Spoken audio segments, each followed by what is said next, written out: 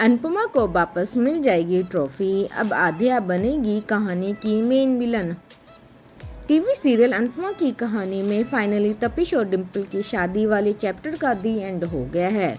पूरे परिवार को यह सच पता चल चुका है कि तपिश का वो अतीत क्या है जिसे वो लगातार छिपा रहा था। यह सच जानने के बाद डिम्पल ने टीटू को माफ भी कर दिया और अब शो में आप देखेंगे कि पूरा शाह परिवार खुशी खुशी दोनों की शादी करवाते हैं।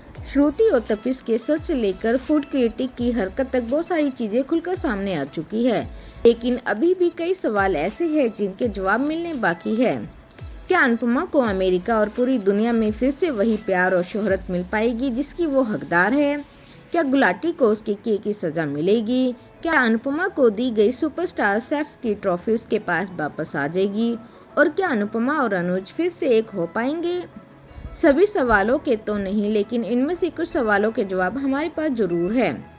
तो चलिए जानते हैं कि रूपाली गांगुली और Gaurav Khanna star TV serial में आपको आगे कौन से ट्विस्ट देखने को मिलेंगे और इनका कहानी पर क्या असर पड़ेगा। तपिश और डिम्पल की शादी करवाने के बाद अनुज कपाड़िया और अनुपमा एक बार फिर अमेरिका वापस लौटेंगे और इस बार आध्या भी उनके साथ होगी, जो अभी भी अपनी माँ से बहुत ज्यादा नफरत करती है। एक तरफ जहाँ अनुपमा को फिर से अपनी बेटी आध्या से जली कटी बातें सुननी पड़ेगी, वहीं दूसरी तरफ उसकी जिंदगी में काफी कुछ अच्छा भी होगा। गुलाटी और फूड क्रिटिक का सच सामने आने के बाद अनुपमा निर्दोष साबित हो जाएगी। इसके बाद सुपरस्टार शेफ के मेकर्स फिर से अनुपमा को उसकी ट्रॉफी वापस लौटा देते हैं।